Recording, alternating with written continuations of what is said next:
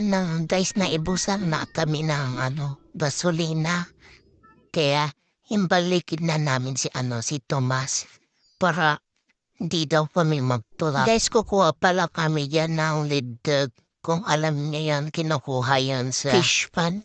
Dahil nga guys, darasudos kami nga apan doon sa fish pan, nakalimutan rin namin kumuha ng panggasolina. Kaya yan, tinagilid na namin si Tomas. Yung mga kasama nga pala namin yung paluhang yan. Yung batong nakapajama na yan, yan si Pabebe. Tapos yung driver namin, siyempre si Mahang.